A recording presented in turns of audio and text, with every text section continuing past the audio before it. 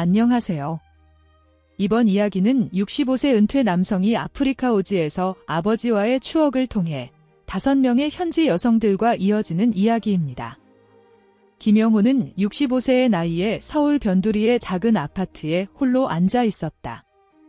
한평생 다닌 중견 건설회사에서 퇴직한 지 5년이 지났지만 그의 일상은 텅 비어 있었다.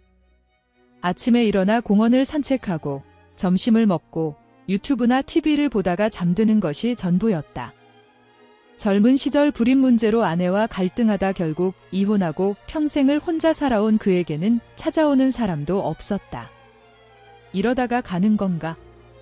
김영호는 허전한 마음으로 창밖을 바라보았다. 매일같이 말 그대로 죽어가는 느낌이 들었다. 그때 문득 어린 시절 돌아가신 아버지가 뒤뜰에서 흙을 이겨 항아리를 빚던 모습이 떠올랐다. 아버지는 항상 말씀하셨다. 영호야, 이 흙 속에는 생명이 있단다. 이놈이 숨을 쉬어야 그 안에 담긴 것들도 살아나는 게야.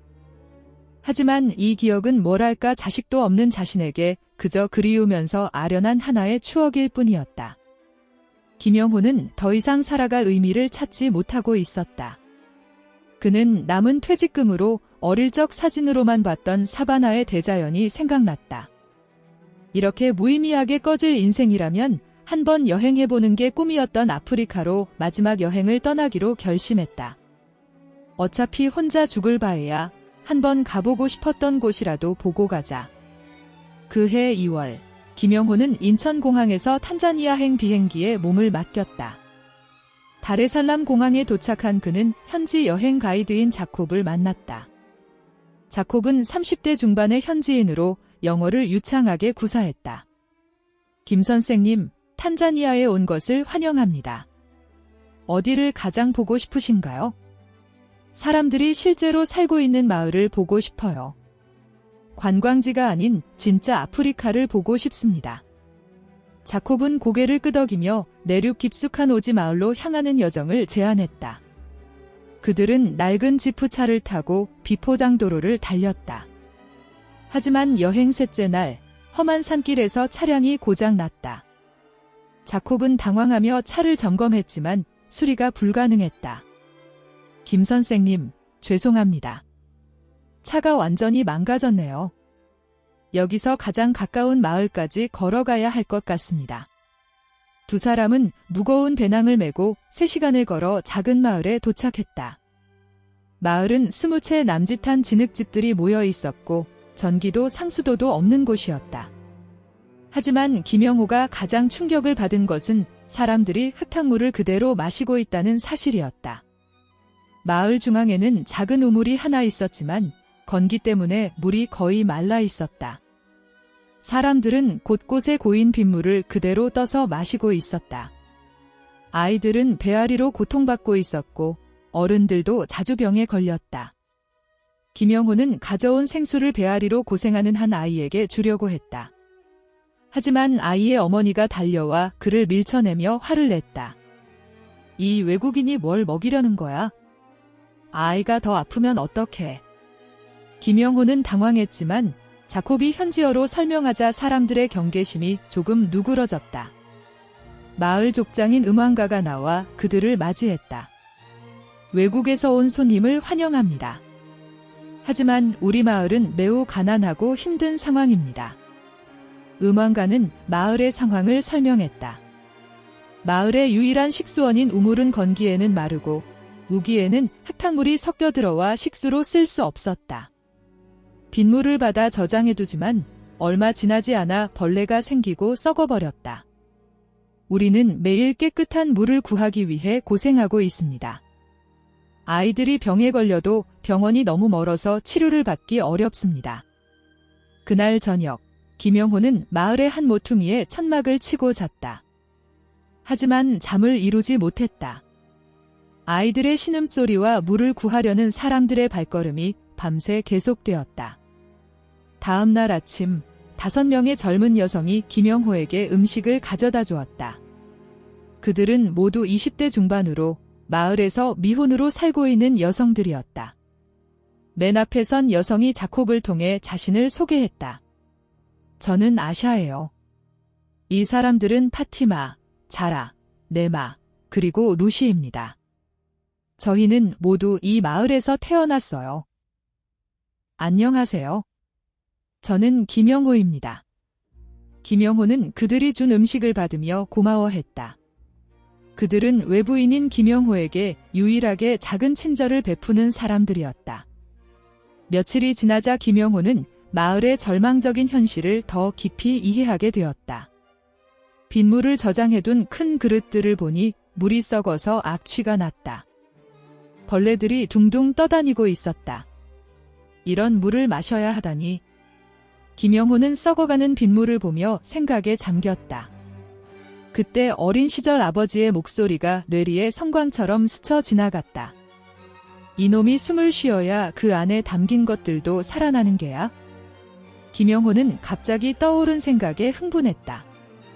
아버지가 만들던 옹기는 미세한 구멍으로 숨을 쉰다고 했다. 그 구멍이 물을 정화하는 역할을 할 수도 있지 않을까?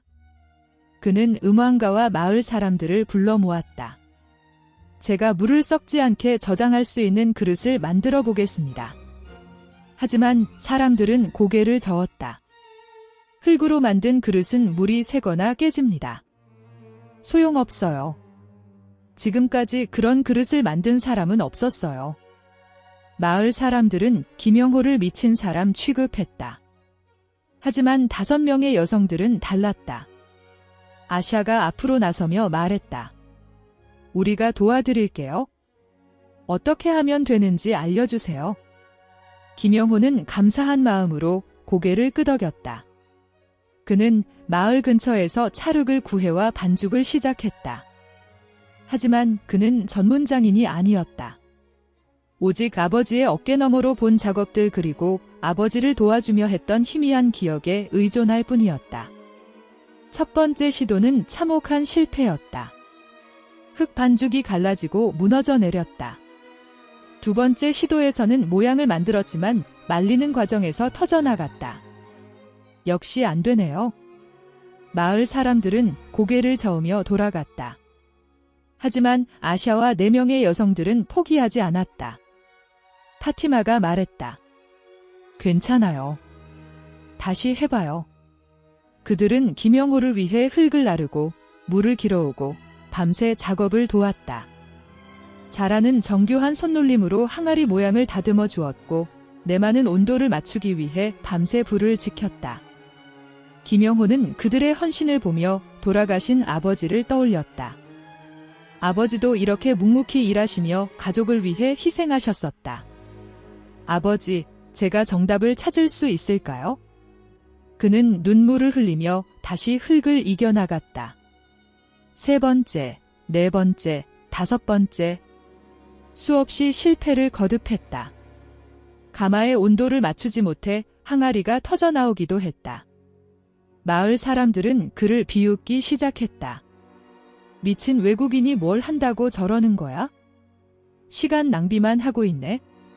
하지만 김영호는 포기하지 않았다. 8번째 시도에서 드디어 작은 항아리 하나가 완벽하게 구워져 나왔다.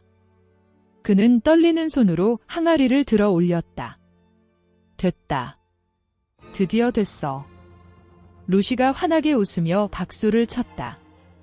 정말 예뻐요. 이제 물을 넣어봐요. 김영호는 그 항아리에 빗물을 담고 며칠을 기다렸다.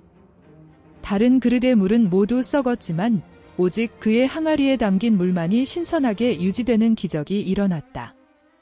이게 어떻게 된 거지? 음황가가 놀라며 물었다. 김영호는 설명했다. 이 항아리는 미세한 구멍으로 숨을 쉽니다. 그 구멍이 물을 정화하고 신선하게 유지시켜주는 거예요. 소문은 빠르게 퍼졌다. 마을 사람들이 몰려와 신기한 듯 항아리를 구경했다. 그들은 이제 김영호를 다른 시선으로 바라보기 시작했다. 정말 깨끗한 물이네요. 이 물은 썩지 않아요. 김영호와 5명의 여성들은 힘을 합쳐 더 많은 항아리를 만들기 시작했다. 아샤는 흙을 고르는 일을, 파티마는 모양을 만드는 일을, 자라는 표면을 다듬는 일을, 네마는 가마를 관리하는 일을, 루시는 완성된 항아리를 정리하는 일을 맡았다. 한 달이 지나자 수십 개의 항아리가 완성되었다. 마을의 모든 가정이 깨끗한 물을 저장할 수 있게 되었다. 아이들의 배앓이가 줄어들었고 사람들의 얼굴에 웃음이 돌아왔다. 김 선생님 덕분에 우리 마을이 살아났습니다. 음원가가 감사 인사를 했다. 하지만 기쁨도 잠시 새로운 문제가 생겼다. 어느 날 아침 무장한 남자들이 마을로 들이닥쳤다. 이웃 부족의 전사들이었다. 그들의 족장인 키로가 앞으로 나서며 말했다. 우리는 마법의 항아리 소문을 들었다. 그 항아리들을 모두 우리에게 내놓아라. 안 됩니다. 이건 우리 마을의 생명줄입니다. 음악가가 거부하자 키로는 창을 들어 위협했다. 3일 안에 항아리들을 내놓지 않으면 마을을 불태워버리겠다. 마을은 다시 한번 공포에 휩싸였다. 사람들은 도망칠 준비를 하기 시작했다. 하지만 김영호는 다른 생각을 하고 있었다. 잠깐, 항아리만으로는 부족해. 근본적인 해결책이 필요해. 김영호는 우물 주변의 땅을 파기 시작했다. 그리고 부서진 항아리 조각들을 모아 우물 바닥에 깔았다. 그 위에 모래와 자갈을 층층이 쌓았다. 이렇게 하면 우물 자체가 정화 필터가 될 거예요. 며칠 후 우물에서 맑고 깨끗한 물이 솟아났다. 마을 사람들은 환호했다. 이제 물을 저장할 필요도 없었다. 언제든지 깨끗한 물을 마실 수 있게 된 것이다. 약속된 날, 키로와 그의 전사들이 다시 찾아왔다. 항아리들은 어디 있느냐? 김영호가 앞으로 나섰다. 항아리보다 더 좋은 것을 드리겠습니다. 그는 키로를 우물로 안내했다. 맑은 물이 솟아나는 모습을 본 키로는 눈을 크게 떴다. 이게 어떻게 된 일이냐? 이 기술은 한 부족의 것이 아닙니다. 모두의 생명을 위한 것입니다. 당신들의 마을에도 이런 우물을 만들어 드리겠습니다. 김영호는 키로에게 물 정화 기술을 나눠주자고 제안했다. 그의 지혜와 너그러운 마음에 감화된 키로는 칼을 내려놓았다. 당신은 진정한 지혜자입니다. 우리 부족도 당신의 가르침을 받고 싶습니다. 적이었던 부족이 동맹으로 변했다. 주변의 다른 마을들도 김영호의 기술을 배우러 찾아왔다. 그는 이제 한 지역에 존경받는 지도자가 되어 있었다. 그러던 어느 날 저녁, 5명의 여성이 김영호를 찾아왔다. 그들은 평소와 다르게 정장을 차려입고 있었다. 김 선생님, 저희가 할 말이 있어요. 아샤가 대표로 말을 시작했다. 저희는 선생님을 만나기 전까지 희망이 없었어요. 이 마을에서 결혼도 못하고 평생 혼자 살 것이라고 생각했어요. 파티마가 말을 이었다. 하지만 선생님이 저희에게 새로운 삶을 주셨어요. 저희는 이제 자랑스러운 일을 하고 있어요. 자라도 용기를 내어 말했다. 저희는 선생님을 존경하고 사랑해요. 선생님도 저희와 같은 마음인가요? 김영호는 가슴이 뛰었다. 65년을 살면서 이런 마음을 느껴본 적이 없었다. 그는 그들 하나하나의 얼굴을 바라보았다. 아샤의 지혜로운 눈빛, 파티마의 따뜻한 미소, 자라의 섬세한 손길, 네마의 성실한 모습, 루시의 밝은 에너지. 저도 여러분을 사랑합니다. 하지만 저는 너무 늙었어요. 네마가 고개를 저었다. 나이는 숫자일 뿐이에요. 저희에게 생명을 주신 분이 바로 선생님이에요. 루시가 마지막으로 말했다. 저희와 함께 이곳에 남아주세요. 저희는 선생님이 필요해요. 김영호는 잠시 고민했다. 한국으로 돌아가면 그를 기다리는 것은 텅 빈 원룸뿐이었다. 하지만 이곳에는 그를 필요로 하는 사람들이 있었다. 그를 사랑하는 사람들이 있었다. 좋습니다. 제가 여러분과 함께 하겠습니다. 마을에서는 성대한 결혼식이 열렸다. 음악가가 직접 주례를 섰고 희로의 부조까지 축하하러 왔다. 김영호는 5명의 아름다운 여성과 한나란 씨의 결혼식을 올렸다. 이제 여러분이 제 가족입니다. 김영호는 그들의 손을 하나씩 잡으며 맹세했다. 제가 평생 여러분을 지키고 사랑하겠습니다. 결혼 후 김영호는 마을에 큰 집을 지었다. 5명의 아내와 함께 살 수 있는 넓은 집이었다. 각자의 방도 있었고 함께 모일 수 있는 큰 거실도 있었다. 아샤는 김영호의 지적 동반자가 되어 물 정화 기술을 더욱 발전시켰다.